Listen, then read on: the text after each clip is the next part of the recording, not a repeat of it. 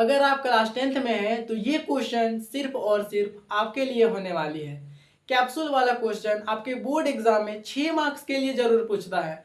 तो आप ऐसे क्वेश्चन को चुटकियों में बनाना सीखें।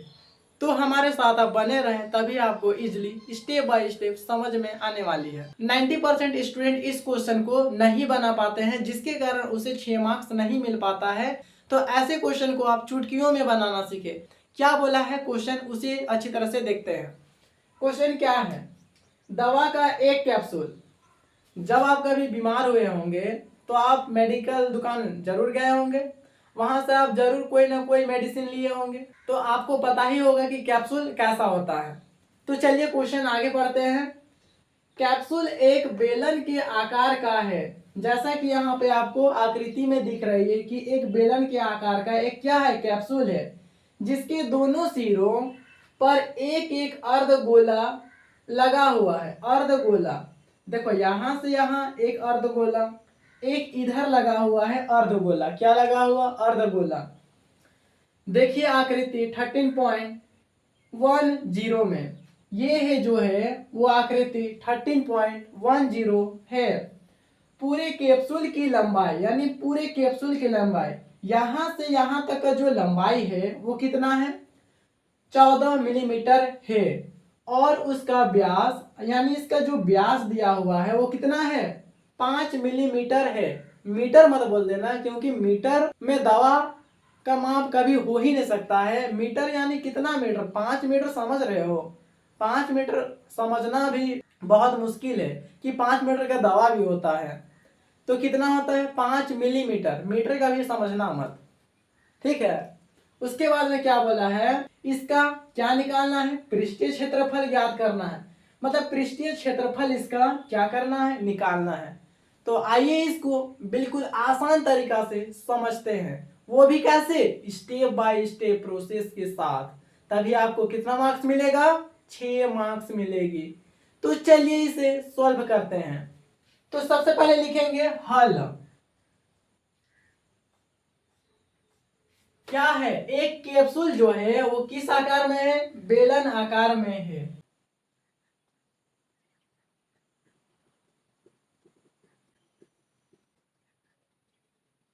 इसकी लंबाई कितना दिया हुआ है? इसकी जो लंबाई है वो 14 मिलीमीटर है। कितना? 14 मिलीमीटर है। उसके बाद क्या है? इसका व्यास। व्यास, व्यास कितना दिया हुआ है? 5 मिलीमीटर दिया है। तो व्यास बराबर क्या होता है?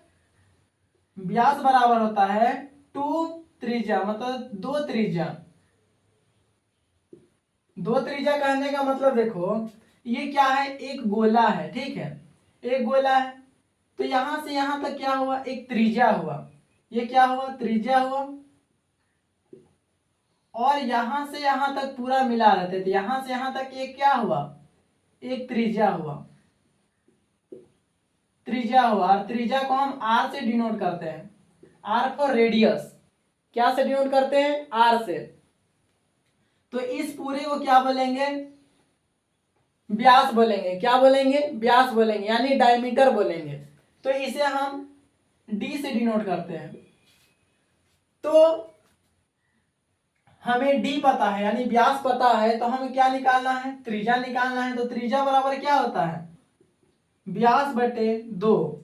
व्यास जो है वो 5 है, और उसके बाद बटा 2 इक्वल टू त्रिज्या। त्रिज्या को क्या से डिनोट करते हैं? आर से डिनोट करते हैं।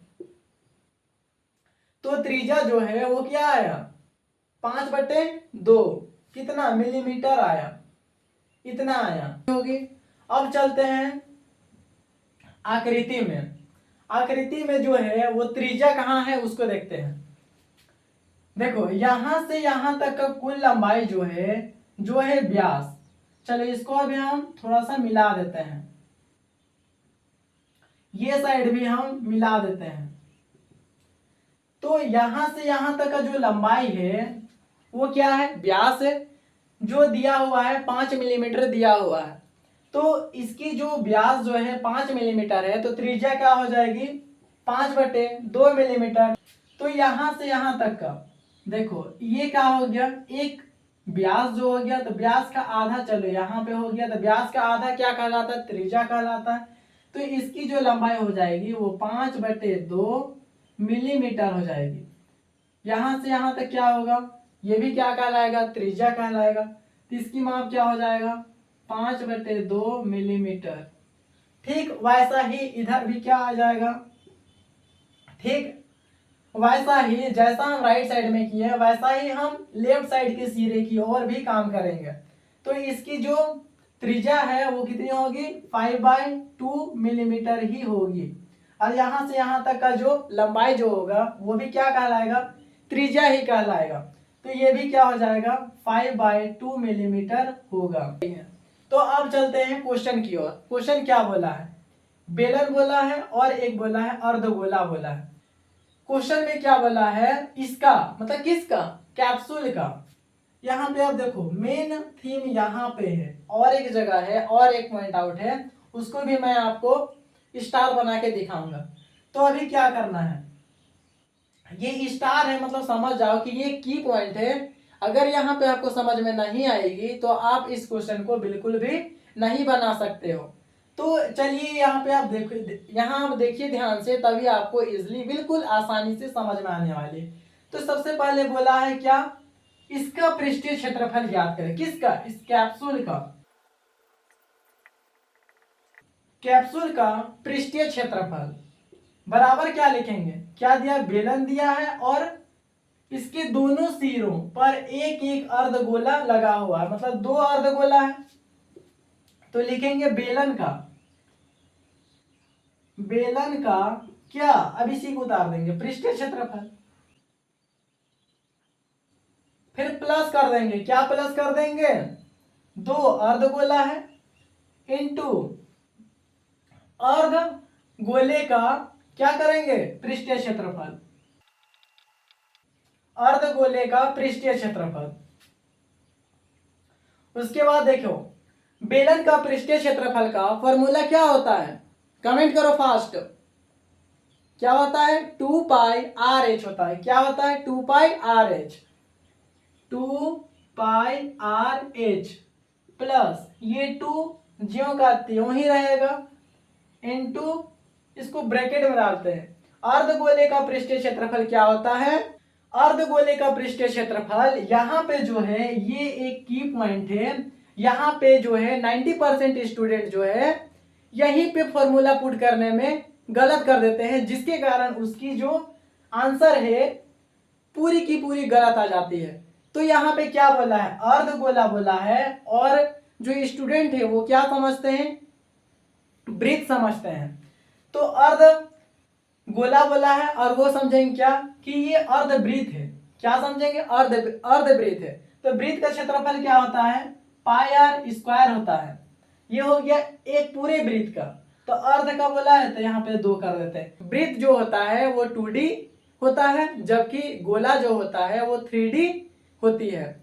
तो गोला का जो है पृष्ठीय क्षेत्रफल जो होता है वो होता है 2πr² होता है। यहां पे देखो, यहां पे 2πr, r का जो वैल्यू है, r का वैल्यू अर्धगोला के लिए भी वही यूज होगा। कितना? 5/2 मिलीमीटर। और बेलन के लिए भी वही यूज होगा। क्या? 5/2 मिलीमीटर ही यूज होगा। तो इसलिए हम लिखेंगे यहाँ से 2 है, यहाँ भी 2 है, यहाँ पाई है, यहाँ भी पाई है, यहाँ पे r है, यहाँ पे r² है। तो यहाँ पे कॉमन आ रहा है, उससे हम कॉमन ले लेते हैं पहले। तो 2 कॉमन आ रहा है, पाई कॉमन आ रहा है और r कॉमन आ रहा है। यहाँ पे बचा क्या? h प्लस यहाँ पे बचा क्या?